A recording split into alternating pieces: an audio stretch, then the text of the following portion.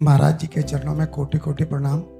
महाराज जी एक दोहा पढ़ने के बाद हृदय स्वीकार नहीं कर पा रहा कि ढोल गवार शूद्र पशु नारी सकल ताड़ना के अधिकारी। इसमें गोस्वामी जी ने बहुत सूक्ष्मता से वर्णन किया। महापुरुषों के वचनों को हम सूक्ष्मता से समझ पाए। प्रायः ऐसा कह करके हम कहीं कहीं माताओं बहनों की अवहेलना करते हैं, कई जगह हम इसका प्रयोग कर देते हैं। अरे वो गोस्वामी जी ने लिखा है ढोल गवार शूद्र पशु नारी सकल ताड़ना के अधिकारी।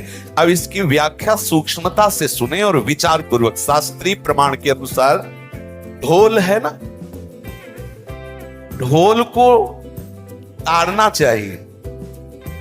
ताड़ना मतलब उसको ठपाक चाहिए और बेताल नहीं। शास्त्र सिद्धांत के अनुसार, संगीत शास्त्र के अनुसार तभी वो राग प्रकट कर पाएगा, तभी वो बजेगा। ढोल को हाथ जोड़ के बोलो कि साहब आप बज जाएं, नहीं बजे, उसको ताड़ना चाहिए। अब ताड़ना शब्द चारों में एक जैसा नहीं लगेगा। शब्द एक ही है ताड़ना, लेकिन ताड़ना के अर्थ अलग अलग हैं। जैसे कनक है, एक ही शब्द है कनक, लेकिन कनक कनक ते 100 गुनी मादकता अधिकाए, वा खाए बोराए जग या पाए बोराए। बोले कनक ही शब्द है। जैसे ताड़ना शब्द का हम प्रयोग केवल वही समझे कि ताड़ना देना ही नहीं, उसका अर्थ अलग अलग है। जैसे कनक शब्द है, कनक को सोना भी कहते हैं और कनक को धतूरा भी कहते हैं। कनक को धतूरा भी कहते हैं। एक कनक है जिसके खाने से बावरा हो जाएगा और एक कनक है जिसके पाने से बावरा हो जाएगा। कनक शब्द एक ही है, लेकिन दोनों का अर्थ अलग अलग हो गया। ऐसे ही ढोल में ताड़न का तात्पर्य है उसको पीटना, लेकिन वो शास्त्रीय संगीत के आधार पर उसको ताल देना। ताल देने से ही वो राग प्रकट करता है, आनंद की उमगन करता है, ना कि प्रार्थना करने से। समझ रहे? अच्छा, गंवार, गंवार कहते हैं विवेकहीन पुरुष को। विवेकहीन पुरुष को कोई कार्य दे दो और उस पर दृष्टि न रखो तो कार्य नष्ट हो जाएगा। वहां ताड़ने का तात्पर्य उसको पीटना नहीं है। उस अविवेकी गंवार पर दृष्टि रखो। जो आपने कार्य सौंपा है, जो भी कार्य उसका है, उस अविवेकी पर दृष्टि रखना ताड़ना हुआ। उस पर दृष्टि रखो, क्योंकि वो अविवेकी है, गंवार है, वो कार्य प्रणाली ठीक जानता नहीं। आप जहां त्रुटि होता संभाल लेना तो वो संभल जाए, क्योंकि वो गंवार है। और शूद्र, शूद्र का तात्पर्य होता शूद्र। वैसे जो वर्ण व्यवस्था में शूद्र का प्रादुर्भाव सबसे श्रेष्ठ जगह से प्रादुर्भाव है। वर्णन आता है ब्राह्मणोश मुखमाशी बाहु राजन्य कृतः उरुददस जत वैश्या पदभ्याग्रम शूद्रो जायत। भगवान के श्री चरणों की ही वंदना होती है।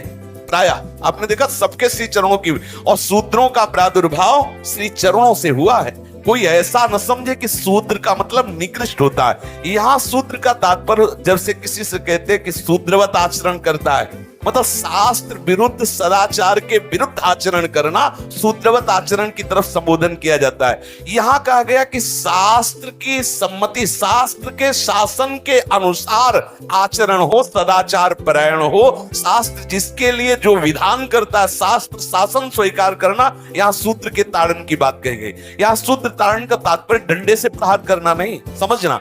और जो चौथा कहा गया नारी, अगर स्त्री को हम ये कहें कि ताड़न से ही वो केवल काबू में रहती है, तो राष्ट्र में अपने प्रसिद्ध लक्ष्मीबाई जैसी कोई सामर्थ्यशाली वीरांगना, कोई वीरों सामने बड़े बड़े वीरों के दांत खट्टे कर दे, ऐसी बहादुर सिंघनी हुई, अंग्रेजों के दांत खट्टे कर दिए। अगर कोई समझे कि नारी केवल ताड़ने के लिए है तो उसकी मूर्खता है। पुरुष और नारी का समान प्रादुर्भाव हुआ है। भगवान ब्रह्मा के श्री अंग से दाहिनी तरफ से महाराज मनु और बाईं तरफ से उनकी पत्नी उनका प्रादुर्भाव हुआ शतरूपा। शतरूपा, अब आप बोलो एक ही शक्ति के दो भाग हो गए, एक पुरुष रूप धारण कर लिया, एक नारी रूप धारण कर लिया। अब यहाँ विचार जो है कि उस नारी के ऊपर ताड़न शब्द का क्या प्रयोग है। जैसे आप मार्ग में चले जा रहे हैं और आपने दृष्टि चूक कर दी और नारी आपकी स्त्री पीछे चल रही, तो कोई हमला कर सकता है, क्योंकि वो रत्न है। 14 रत्नों में एक रत्न स्त्री रत्न भी है। स्त्री को रत्न कहा गया है।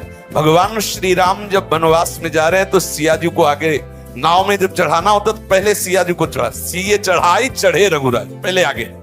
दृष्टि रखो, दृष्टि चूक गई तो रत्न है। यहां दृष्टि रखना, शासन मतलब उसको पिटाई करना नहीं कि जैसे ढोल को पीटा जाता है ऐसे स्त्री को पीटा जाए, शूद्र को पीटा जाए तो गंवार को, ये व्याख्या नहीं है, ये मूर्खता है, इसे व्याख्या नहीं कहते। जैसे कनक शब्द के कई अर्थ होते हैं, ऐसे ही ताड़न शब्द का यहाँ अलग अलग प्रयोग है। स्त्री के ऊपर दृष्टि रखो।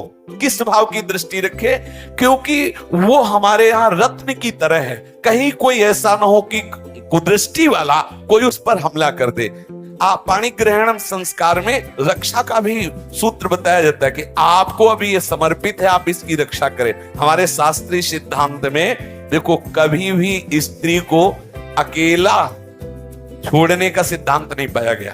अगर शास्त्रीय सिद्धांत, बच्ची है तो माता पिता के शासन, थोड़ी बड़ी हुई तो भाई आदि के बीच में, और बड़ी हुई तो पति के, और बड़ी हुई तो पुत्रों के, मतलब एक सानिध्य का एक दृष्टि रखी गई है कि यदि आप अपनी दृष्टि में रखेंगे तो उसका अमंगल नहीं होगा, उसका हित नहीं होगा। ये जो जैसे मानो कोई सी स्त्री को अकेला कोई पा गया और कुमार्गामी वृत्ति वाला हुआ, तो आज जो घटनाएं सुनने को मिलती हैं, अगर हमारी दृष्टि हो उस पर तो ऐसा नहीं हो सकता। और दूसरी बात यह है कि स्त्री को बुद्धि स्वरूपा भी माना गया। भगवान से भीष्म जी कहते हैं, मैंने अपनी कुंवारी कन्या बुद्धि को, हमारी कुंवारी कन्या है बुद्धि, सदैव सुरक्षित रखा है, आज आपके चरणों में समर्पित करते हैं। तो शास्त्र शासन के द्वारा बुद्धि को सदैव अपने अधीन रखो, कहीं बुद्धि कुमार्गामी ना हो जाए। यहाँ स्त्री के ताड़न का केवल एक सूत्र है कि आप उस पर दृष्टि बनाए रखें, कहीं स्त्री रत्न कहीं अपवित्र ना हो जाए, कहीं दूसरे का किसी तरह से कुमार्गामी लोगों का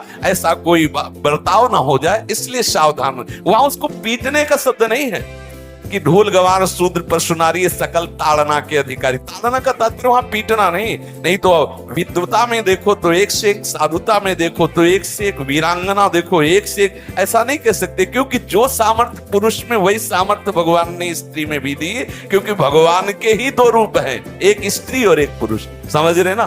तो इसमें एक ताड़न शब्द का कई अर्थ होता है। भगवान की साक्षात शक्ति स्त्री है। अगर कोई इस भाव से देखे कि स्त्री तो केवल ताड़ना मतलब केवल गाली दे के बात करना, ऐसा नहीं। जिस घर में स्त्री का अपमान होता है उस घर का नाश हो जाता है, निश्चित हो जाता है।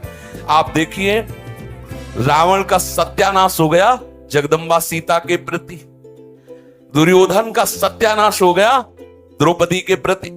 जहां स्त्री का अपमान हो जाए, अगर कोई ये समझे कि स्त्री केवल मतलब जैसा हम चाहे वैसा व्यवहार करे, तो अगर नाश ना हो जाए तो हमें बता देना, क्योंकि भगवान की वो शक्ति है। अगर उसे तुम सोचो कि हम ताड़न करें, जैसे ढोल को ताड़न करें ऐसे ताड़न करें, तो तुम्हारा नाश हो जाएगा। बिल्कुल सच्ची बात समझ लीजिए। केवल वहां दृष्टि रखने की बात कही गई है। आपका अधिकार है, आप उसकी सुरक्षा व्यवस्था में रहें। और एक वृत्ति होती है, अगर शासन ना हो तो हमारी बुद्धि भ्रष्ट हो जाए, हमारी बुद्धि भ्रष्ट हो जाए, आपकी बुद्धि भ्रष्ट हो जाए। भगवान का भय, शास्त्र का भय, लोक मर्यादा का भय, ये हमको सुरक्षित रखता है। इसलिए दृष्टि रखने की आवश्यकता है कि वो पवित्र रहे, वो सुरक्षित रहे, ना कि उसको पीटने के लिए यहाँ संबोधन किया गया गोस्वामी तुलसीदास जी ने। तो इसलिए सावधानी पूर्वक अपनी वृत्ति को पावन रखते हुए महापुरुषों के वचनों को समझने की चेष्टा की जाए। गोस्वामी जी ने जो यहाँ कहा, ढोल गवार शूद्र पशु नारी सकल ताड़ना के अधिकारी, तो ताड़ना का अलग अर्थ है, अलग अलग। जैसे ढोल में ताड़ना, तो वैसी सब जगह नहीं ताड़ना लगेगी।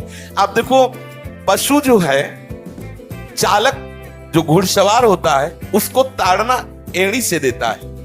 अब चालक जो होता है घुड़सवार एड़ी से, किसान जो होता है वो बैल को बोलता है दाहिने, जैसे हल जोतने होता है बाएं, वो भाषा समझता है, बाएं मुड़ जाए, और नहीं मुड़ता तो पीछे अरई है एक छड़ी, उससे वो इशारा देता है, वो समझ जाता है। पशु को अपने इशारे से चला लेते। अब उससे कहे, खड़ा होके हाथ जोड़ के कहे कि भैया बैल देवता आप थोड़ा दाहिने मुड़ जाओ, तो नहीं मुड़ेगा।